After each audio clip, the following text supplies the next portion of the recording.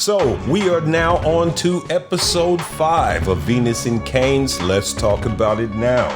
And we are going to talk about Colorism. Skin lightening, skin whitening, skin bleaching. Yes, this is something that is going on in our community, and this is something that globally we need to fix. And it's not just our community, this is something that is happening all over the world. Yes. So let's get into it.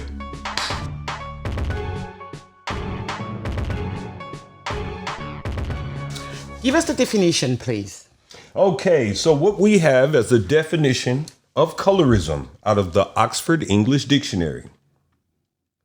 Colorism is the prejudice or discrimination against individuals with a dark skin tone, typically among people of the same ethnic or racial group.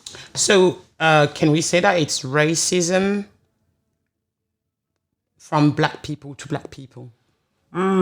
Racism, again, from our episode we had before, I would lean towards prejudice more than racism. I would lean towards prejudice. That's why it's called colorism. Actually, Yes. what people say is that colorism is the daughter or the sister of racism. Very closely related. And just so we all know, because I've actually learned that researching for that podcast, that word appeared in the 80s, 83, and was invented by an activist. Alice Walker? Alice Walker, Yeah. I think she's called. I mean, can you imagine that she got to that point where she had to name it? Yes. So it shows you how ingrained, rooted it is. Yes. And how problematic this is. That's it. We are in 2020. This is something that's been around since the 16th century. Yes. Okay? Yes.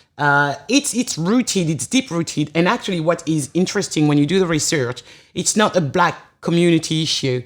White people actually have it as well. Yes, they do. I would say, yes, they do. I've seen a China, lot of evidence as well. Japan, we have it all around the world. That's it. The world, That's sorry. it. So We're going to break down how this colorism plays out everywhere and all that. But before we move on, first I'd like to say, was it Alice Walker? yeah, I think She it was is. a civil rights activist, wasn't she? Yeah, let me just double check. It's just Yes. the name. I know she's Yeah. Alice is definitely her first name. Hold on a minute. Just go ahead. Yeah, so it's almost like her being a civil rights activist, she probably quickly noticed that even though she's fighting a cause for all black people, it became difficult because of the separation between black people themselves. And it was all because one group of people still feel like they're better. So it seems like the closer you are to whiteness, even within the black community, you can be presumed to have more preferential treatment. Just to come back to Alice Walker, Yes. she's actually an American novelist, and she's as well a social activist. And she wrote The Color Purple. Ooh, Yeah, interesting. it's funny because I read it. You might have. I've seen the movie. I haven't read the book, but yeah. Okay. But that I remember that book and the film as a shock to me. Yeah, And it was shock. it was a shock. I'm not even sure I can watch it or read it again today Really? because it was so impactful. It was so strong. I mean, I remember it all my life. Right. So thanks a lot, Mrs. Walker. Yes, thanks for that. And I gotta say, Color Purple was one of my Favorite. top movies. Yeah, top it really movies. was. Books is amazing. And it wasn't because I believed in the ideals and things like that. It's the small pieces of triumph inside the It's a movie. great book. I mean, it's not a wonderful triumph for everybody where everybody wins, but there are a lot of small micro triumphs to even me as a dark-skinned young man. I was probably 14 when I saw that movie. And the way that Whoopi Goldberg's character, in the end, it probably took her 60-something years, but in the end, she left at home safe. and strong. Yes, and proud. strong. Yes. And I think that's what I took from that movie. So that was perfect. So let's get back to Yes. the way, what is colorism and how does it play out? And how does it play out? Let's be honest about it. Light skin preference has been common practice for generation, okay? Yes. It's a societal issue in many places all around the world. We are talking Latin America, East and Southeast Asia, the Caribbean, Africa, Yes. China, Japan. That's it. Everywhere, and it's funny. I was surprised to learn that Chinese people, Japanese people, just don't like to get dark. They don't like That's dark right. skin. That's right. That's not right. that I was surprised because I think that racism is everywhere, but colorism in these places, for me, I just couldn't get it. Even if we know that in China, in part of Japan, you've got people with different shades. Yes. But you get to colorism to the point where I learned that in Japan, in beauty contest, there's a no tanning rule. They don't No tanning want. rule. Yeah, they don't want dark people. It's crazy. Wow. But what And it's quite funny you say that. So it's been coined colorism in our culture. But in the rest of the world, it's called caste, isn't it? It's a caste system. Well, for me, caste is definitely Indian. Yes. It's in India, we all know it. Dark is bad, fair is good. Yeah, but that goes across. That's why some people get so upset when they say you are half caste. Yeah. And until we had this conversation, I personally never really understood why someone would get so upset by being called half caste. But now I get it. So you're pretty much telling somebody when you say you're half caste that, oh, you are half of the color that nobody likes. Yeah. And I never got that before. Now it's really it's a deep rooted problem in Africa, but it plays out in a different way in India, in the sense that you've got the feeling I had while researching the podcast is that in India, there is no hope. It's like if you're dark, you're worse than invisible. Yeah. It's terrible. I mean, that caste thing is I mean, I've seen testimonies of women saying being dark means men won't like you.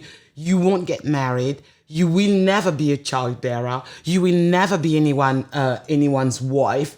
You won't have any professional career, nothing. And you're like, wow.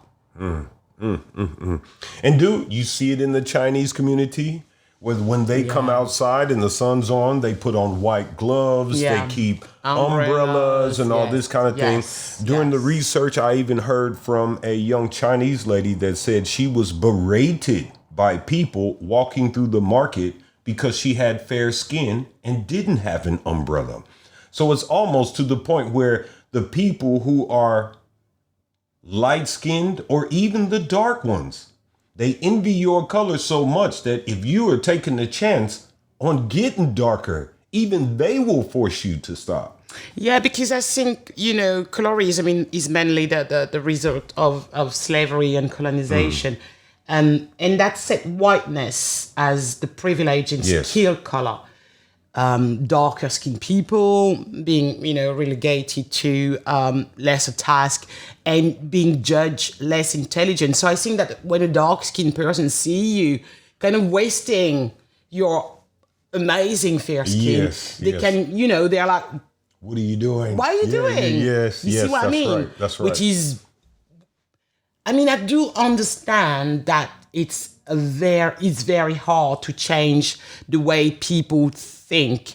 But when it comes to colorism, it's up to us to change the mindset because it's dangerous. That's right. It's not good for the community. It's not, leading us to anything good because what it's doing is dividing us again. Yes. And this is profiting to anybody, everybody but us. I mean, when we are not united, we are doing white supremacists a great favor. And if we black people are preventing ourselves from being seen, appreciated, loved as we are, I mean, why are we fighting racism when we are being mean to each other? To each other, you for see the what same I mean? reason, yes. Waste of time. Yes, completely. I love you, dark sister. I love you, fair sister. I love every shades. That's it. Let's not. Yeah, we are killing each other. Yeah. Yeah, or hurting each other's feelings making each other vulnerable for no reason. We are. Even if I do understand that when you've been through something like the brown paper bag test in the US, you know what I'm talking about. That's it. Well, let's explain what the brown paper bag test is. So there used to be in North America, after slavery was over in America, you had black communities where they would throw parties. And the only people that are allowed in the party is if you were lighter than a brown paper bag. And there are also rumors that they even had American church communities that did the same thing. So even within the own group, they're saying, if you're darker than this, we don't want you. We don't want you. But it's also important to say that this is another tactic that was used in America anyway. I can't say this happened in India and China and things like that. But where the white slave owners would have children with their slaves. And these mixed race children would be given preferential treatment. It's not that they weren't slaves, but they would be given tasks that are inside the house. Yeah. They were given tasks where they can use their mind. They were given opportunities to make money and become a free person. Yeah. Whereas the darker skinned person were forced to stay into the sun, forced to have harder labor. Even when it came down to punishment was judged much more severely. So over generations, of course, you're going to have people that's going to say, well, if I want to have a better life, I need to get lighter skin. Yeah. It's an easy thing to say or think. Yeah. Yes. But what I'm trying to say today, and I'm sure that I hope that a lot of people agree with me and with us, is that yes, we know what's going on. Yeah. We know what happened. Now we have the possibility to change that. Yes, we and can. If we don't change the way we feel in our own home, it's not going to work out. I mean, honestly, as I said, if you're doing the enemy, the work for the enemy, don't come and complain. Yeah, that's we it. cannot shoot each other and say it's the fault or That's right. slavers or Yeah. colonizers. We have today the possibility to get our future back and it. do something positive about it. That's it. Because once you have the knowledge that something is going on, you can't use the old excuses of why you were doing it. No. So now that you know colorism is there, just like racism is there, it's time for you to make a conscious decision to be anti-color, to be anti-racism. Exactly. Yes. Exactly. So, skin lightening, skin whitening, Okay. skin bleaching, it's kind of the same thing. Okay, it's just a matter of how light you wanna be, what kind of products you're using, how far are you ready to go to be fairer, lighter, because whatever you do, whatever product you're going to use, you are not going to be white. No. Okay, so let's be clear about that. You're using some people are using products to make their complexion lighter because they think that, yes, they're going to get a job, they're going to find a man, they are going to be loved, they are going to be whatever opportunities this white magic is going to give them. By it's no magic. You're black. You will always be seen as black. what someone in your family might have told you that pushed you to use these products is completely negative and untrue. Your dark complexion is a strength. Yes, it is. It is. Now, this is the way I like to look at it. This skin color is literally for protection from the sun, the UV rays of the sun, isn't it? Yeah. Because I have this skin color, I don't have to go and spend hundreds of dollars on sunblock. I have my own sunblock. Yeah. Which to me, it means that I was made for this planet. I Yeah. literally was. I have a protection against the sun. But when you use these bleaching creams and things like that, and even people who have lighter skin, they are susceptible to melanoma. Isn't that skin cancer? Yes. Because they don't have this protection. Yes. Also, they have to put on the skin block. They have to put it on for their own health. Whatever product you're going to use to bleach, whiten, lighten your skin is going to kill you.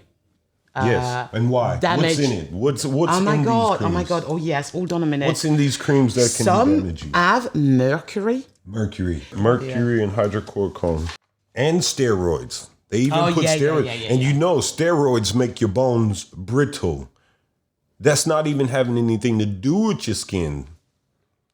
So mercury, which they say is toxic. Oh yeah. Then you got the hydrochloroquine, which is a chemical that they have it in. Isn't that just for a preservative? It doesn't really even do anything to lighten the skin, but it's just a preservative. And then you have steroids, which steroids already has its own issues. Whatever the composition, of this product, they are bad. There is no other way to say it. They are bad. They can kill you.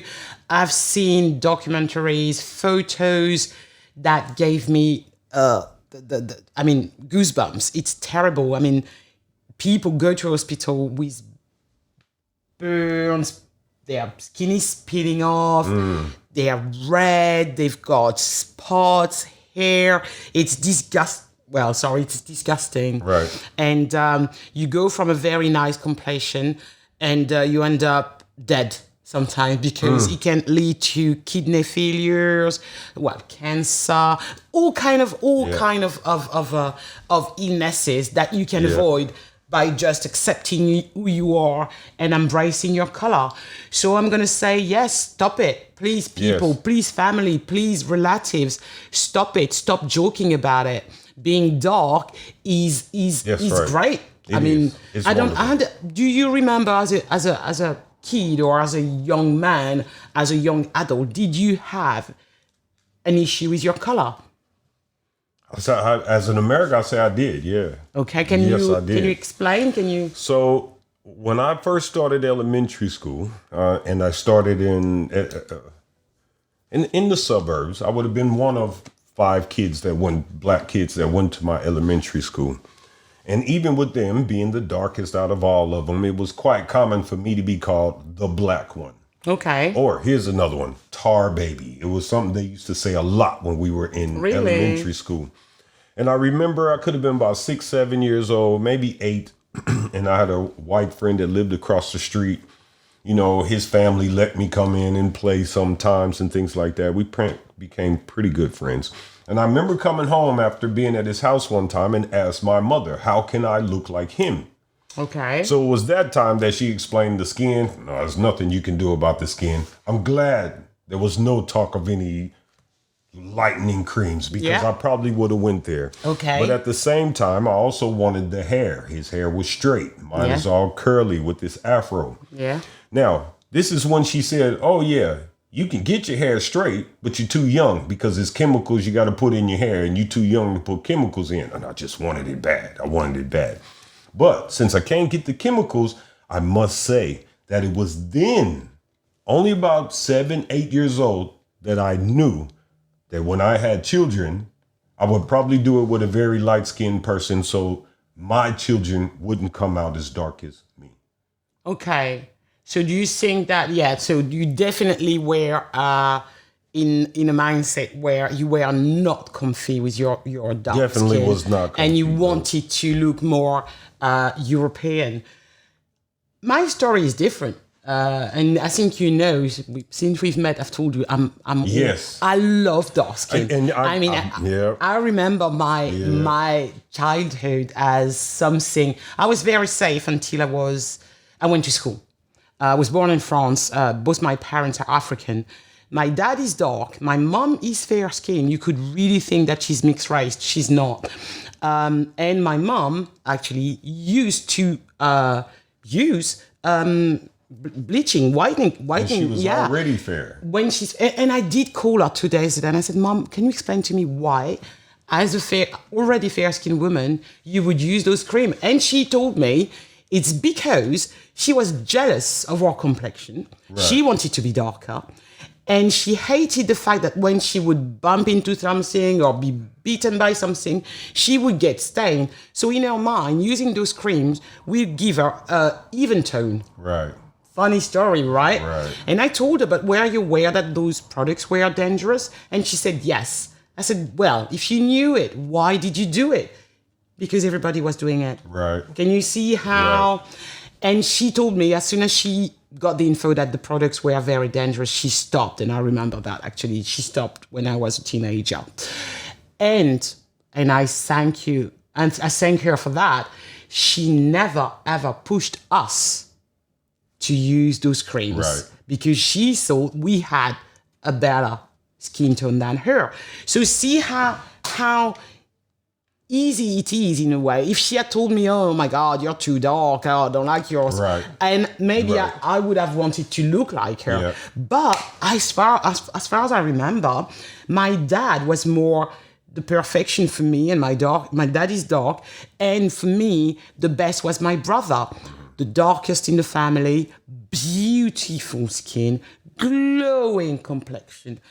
I don't know, maybe five shades darker than me. For me, that was perfection. Mm. So that's why I was always attracted by dark skin. I mean, not even attracted. I just saw it was beautiful. Mm. Not that, for me, every shade is beautiful. Yeah, so I never had that issue of, oh my God, we are using cream, or I'm not, at ease in my own skin. I never had that, I want to be white, I want straight hair, I want, blue eyes or green eyes or whatever eyes. I've always had these people for me, my brother telling me, darling, some people are going to say you're beautiful. Some people are going to say, no, you're not. Love yourself. And I grew up with that. I grew up thinking, not everybody is supposed to love me, to like to like my, to like the way I look, but I'm comfy with who I am. Yeah. So it was never an issue. The hardest thing for me when I was a kid was people teasing me because of my lips. Today, people are paying thousands to get my lips. So I'm laughing. And I see life like that. I mean, honestly, I've got mixed race kids, and you know that. Yes. I've noticed actually doing that podcast that I do something that I'm going to stop from now on. Oh, what is that? I tease them on their color, which is, I'm not mean, but I do tease them during winter because they look yellow. Right. Okay. And I'm like, oh, bloody hell, you need sun, darling. I don't want it. You see what I mean? Yes. It's another way of maybe, I don't know. I do ask them sometimes, how do they feel in their own skin? How do they see themselves? I think they're completely at ease. But it's a joke I make. Yeah. And it's not a good joke. Well, no, it's not. I wouldn't like it my way. You see what I mean? Yeah. Because what I don't want is when we talk about colorism, we are talking about defending dark-skinned people. Right. Let's not, That's right. It's about all skin. Yeah. All skin should be accepted, yes. All skin is good. That's it. When we talk about bleaching, we have to say that between 25 to 80% of women in Africa use skin whitening products. That is a lot. 40 in Asia. Okay? And in India, around half skin care product are sold to whiten skin. It means for them, it's like it's buying toothpaste. So you're saying that, so like when you need to get some lotion, you're going to be deciding, oh, am I going to have a little cream, whitening cream lotion, or am I just going to go for the normal? It's terrible because it's normal. I mean, you go in a bathroom in India, and you will find whitening products. It's just normal. As normal toiletries. But in Africa it's the same. I mean, as I'm telling you, I remember my mom using it, and I know that her sisters, whoever, family members, relative, they used it as well. Right. Nobody would tell you off as a young pre-teenage, 10, 12, for using whitening products. On the contrary, often it's your mom, aunties would tell you, oh my God, you're dark. Yeah. Here. That's it. Well, how do you feel about Unilever and L'Oreal and these other companies that are trying to take away the wording of fairness and whitening out of the names of the products? How do you feel about that? Look, let's give some names. Fair and Lovely, Clean and Clear, Maxi Light, Miss White, Cara White. My mom product was Taupey Clear. I'm not stupid. I'm just going to say to Unilever and Johnson & Johnson, do you really think that if you go from Fair and Lovely to Glowing, I think they're going from Fair and Lovely to Glowing and Lovely, that's going to make a difference? Are you changing the wording of your products so people think it's a different product? It's the same product. It's just marketing. That's it. It's just marketing. They should just. But do you think in the long run it'll come to the point where the generations won't be looking at the product for that type of thing? No. I'm just playing devil's advocate. That's all I'm doing. I don't think so. Because I don't believe in it at all. No. The best thing to do is to remove the products. Remove the products. That's the best Remove thing the products because anyway, they're dangerous. And they don't really work. Okay? They don't really work. Then they're dangerous. And we have to say as well that a lot of countries have banned them. Yes. But they are still, being sold. And I want to say people don't care because who's dying? Yes. Who's dying? Absolutely. I mean, the darker skinned people. Exactly. Yes. What kills me and what really kills me when I see that 77% of women in Nigeria use those products, 59 in Togo, 35 in South Africa, 27 in Senegal, and 25 in Mali, knowing that there are 54 countries in Africa. Can you imagine if we had really, today's percentages of who's doing that? Can you imagine how many people are in danger of killing themselves just because they've got that deep-rooted belief that being lighter is better? Yes. When we are today in a society that is taking black people for idiots. Well, that's kind of hard to say because look, this isn't new information. This has been going a long time. This is not new information. Colorism, like you said, she coined that in the 80s. So this is not new information. It's not new, but you need to change the mental state, not of just an individual, but also of society. As long as there's someone to call you some type of name or make you feel vulnerable or put you on the outside of a group, because you're of darker skin, you're going to have people that's going to want to fix that. And people don't always get angry with the situation. Sometimes they want to continue being their friends. So they'll look for alternative ways in order to make them be part of the group.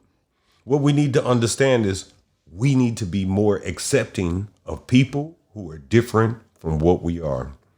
Well, what I want to say is the black community needs to be more acceptant. Yes.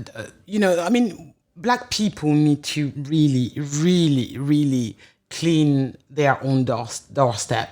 They really need to make an effort in being nice to each other, being Accepting of each other. accepting of each other. Yeah. I mean, Oh, but see, I even saw this. Sorry to cut you off, but even in our television programs that we have, while we're doing the research, I got into a spot where we're showing colorism in television and in music.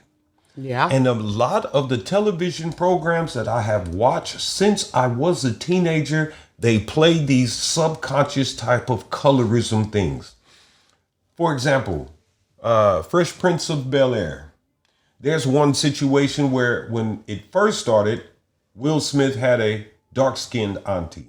yeah. She was a strong black woman. She was always there to support her family. She made the decision. Sometimes she told Uncle Phil what Uncle Phil is going to do. Yeah. Then something happened years later and they swapped the mother, and Aunt Viv all of a sudden became a light-skinned woman. She wasn't so proactive anymore.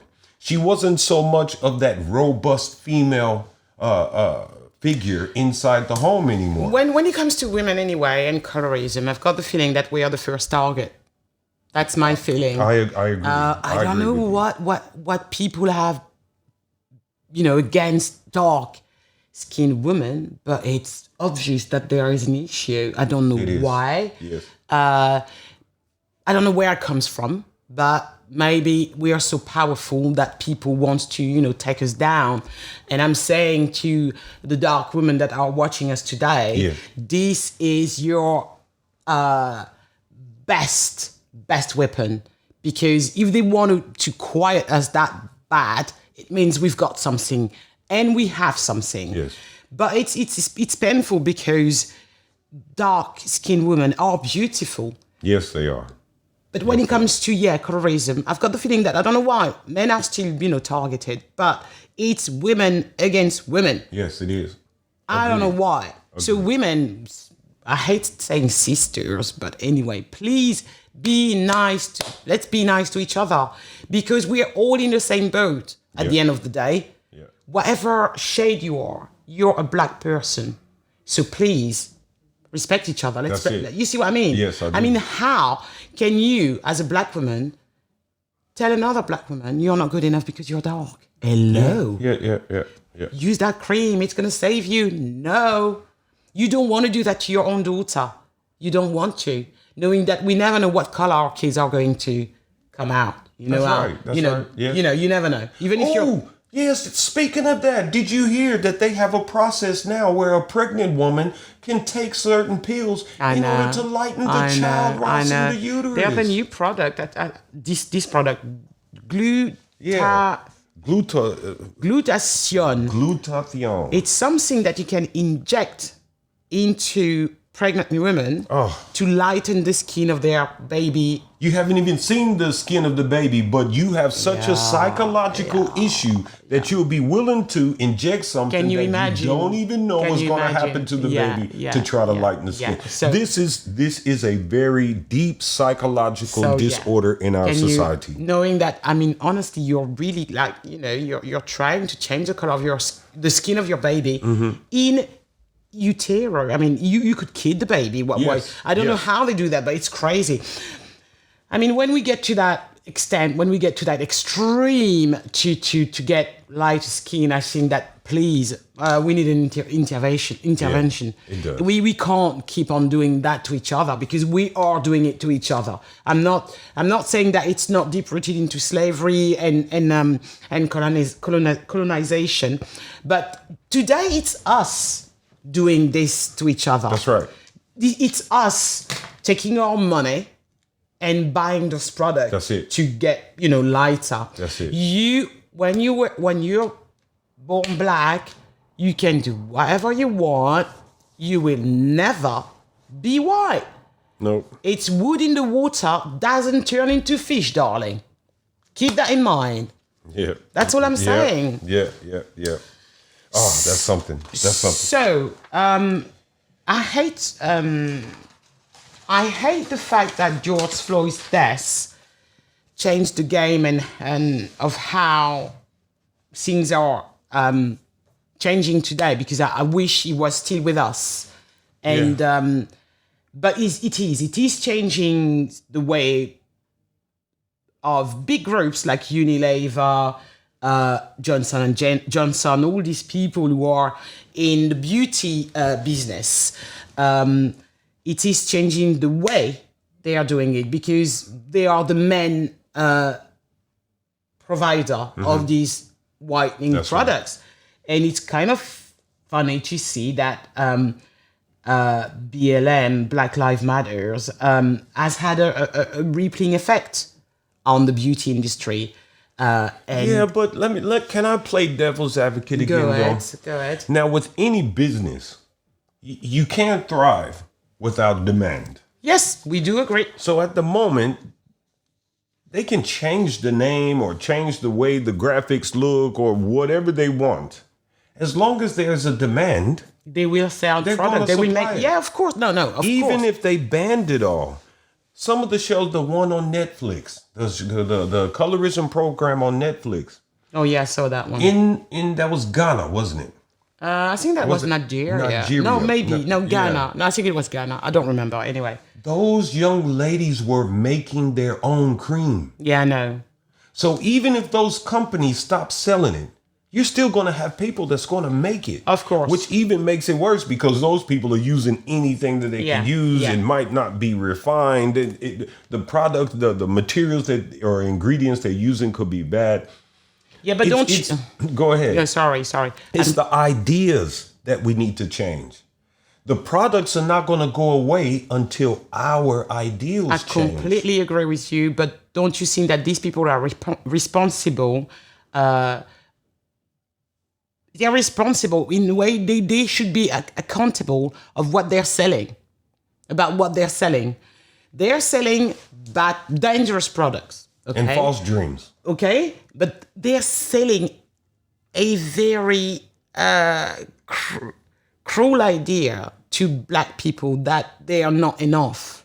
Yes. And when you use a product that's called fair and lovely, when you see clean and clear, I was shocked by the clean and clear. What do you mean? Because I'm black, I'm not clean and clear? Yes. You see what I mean? That's it. It's crazy. And I'm actually mad at people buying those products because you're giving money to people who are insulting you. That's right. You're reinforcing their ideas on why they're selling a certain product. So yes, I know it's not enough, but I would rather see these people being made accountable for what they are doing today and being told you have to stop selling those products. You have to make sure that people know what is in the product, because sometimes you don't even know what the ingredients are. I saw that. You have to stop to showing those messages of black is not enough, dark is bad, and spreading this Eurocentric idea that's completely wrong. And maybe, and I hope that we will see soon those products completely off the shelves. Yeah. And yes, you're right. Maybe one day they won't be selling those products anymore. And maybe people will be making their own. But the proportion of they're selling millions. That's it. Yeah. Let's say that Ghanaian girl or Nigerian girl is making her own products. She won't, I think, have access to those dangerous ingredients like mercury, or I can't even say the name of that. When you see the photos of these women burned, skin peeling off, I don't understand. That's right. I don't understand. And even, like I said, sometimes it didn't even work. You use it and your skin actually became darker. What we have to say when it comes to big groups is that, yes, they are complicit. Yes, they're hypocrites. I mean, honestly, when I hear that, I don't remember if it's Johnson & Johnson or Johnson & Johnson said they're going to remove their clean and clear products. Remove. We'll see. Let's check back and report on that. Watch this space. But when I hear that Unilever is just changing the word from fair and lovely to glow and lovely. I'm like, what the hell? Yeah. I'm sorry, I'm gonna be rude, but if you package poo and you call it, I don't know, whatever name, it's still poo in the package. No, that's it. So- But again, from a business standpoint, if there's someone in the market to buy poo, capitalism tells you to get that money. I know. But what I'm saying, as I said, black people have to wake up when it comes to treating each other nicely, fairly, respectfully. Just accept. It's not even accept. I mean, at the end of the day, we've been complaining for generation and generation about the treatment of white people towards black people. Right. But what's the point if we are doing that to ourselves within our community? I mean, honestly, why? Well, directly, it's going to be like going back to school again. As long as I have somebody that I can bully, at least I'm better than somebody else. I get it. I mean, it's terrible in thought and in practice. But at the end of the day, if you're constantly being beat upon, sometimes you feel better when you can find somebody else that you can beat on. Yeah, well, I get that, and I get the psychology that comes behind it, but It doesn't make it right. it doesn't. No, it doesn't make it right. No. As I said, unless you want to keep on doing the white supremacist job That's right. and Yeah. killing each other, putting us down, just fucking up the future of our kids. Let's keep on doing that. Yeah. Let's all be colorist. Like, you're darker than me, so you're a piece of shit and I'm great. Okay, but no. I'll fight it. Don't say that. No, I mean, my you see what? feelings. No, you see what I'm saying? It's ridiculous. You hurt see my what I mean? feelings. It's ridiculous. You see what I mean? Yeah, it does. I mean, and you made it in joke, and I actually had a feeling from See it. what- You know sorry. what I mean? I'm so sorry. No, that's okay. But no, I've heard this a lot. But and it yeah, does. I mean, you know what? I've had that comment from a black man who told me that because I've got mixed race kids, he told me you had mixed race kids because you're ashamed of your color. No, he actually said your race, but I wanted to explain to him that there's only one race. But anyway, it was two. I didn't have his time, and I see that kind of comments are such a waste of energy. If only that guy could put positive energy in telling young people, that's it. in telling young people, don't kill each other. Yeah, that's Stop it. shooting each other, That's guys. it. What's the point? You could have a future, but stop killing each other. That's true. Stop humiliating each other. But that's the kind of comment I got because I made the crazy things of falling in love with a white man. Hello. Color has nothing to do, when it comes to my experience, with love. Absolutely nothing.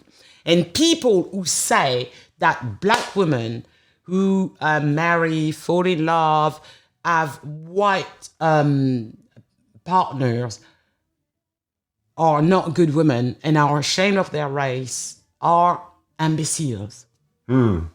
Well, I get that. That's how you feel. But I gotta say, no, I did. I have mixed race kids because I was sad about the skin color of my skin.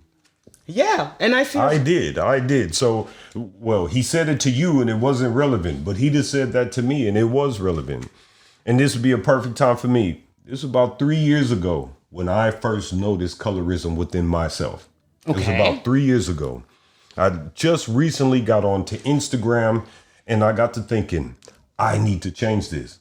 I can't really talk about anybody else about this situation if I still am harboring stupid thoughts to myself. Can I ask you a question? Yes. Okay, so you had mixed race kids because you're not comfy with your color. And I told myself quite young, I'm going to make sure I have mixed race kids so my kids don't have to put up with the bullying or trash talking that I had to grow up. Okay, my question is, did you ever push anyone in your circle, family, to do the same? No. Did you ever tell anyone? No, this was my secret. I never spoke the words. Did ever. you ever humiliate someone because he was dark? No. And to be fair, to be absolutely fair, during this time in my late teens when I was really dealing with this problem, the actual darkest man I ever saw in my life was a man from Sri Lanka. Okay. It wasn't even another black man. The darkest man I ever seen in my life was a man from Sri Lanka.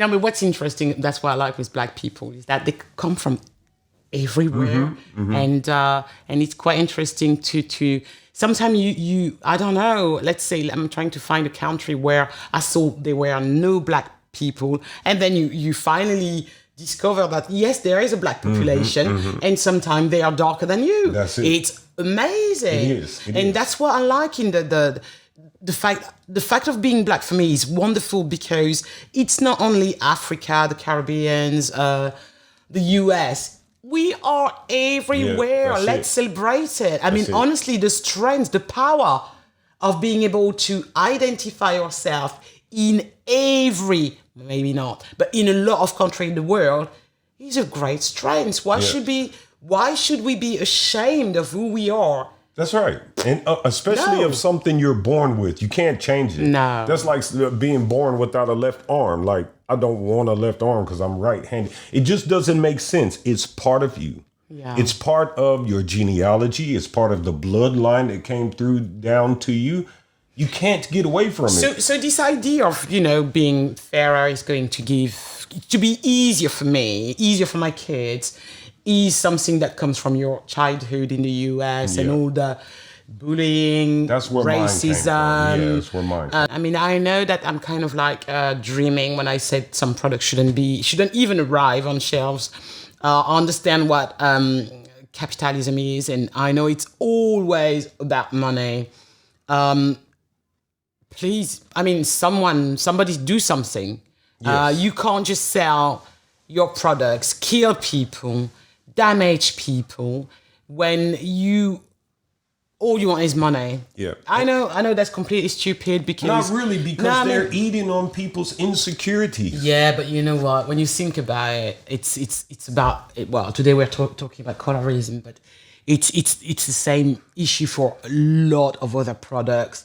I mean, when you see the business of medicine when it comes to illnesses where people really need certain kind of medicine, and they're still making money out of it, and they don't give a shit if you make it or not. I mean, this is nothing to them.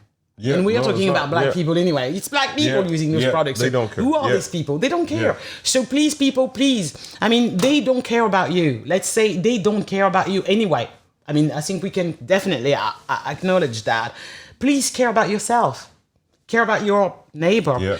Care about people in your community, and actually outside of your community as well, because you know how that's it. I'm a one-word person.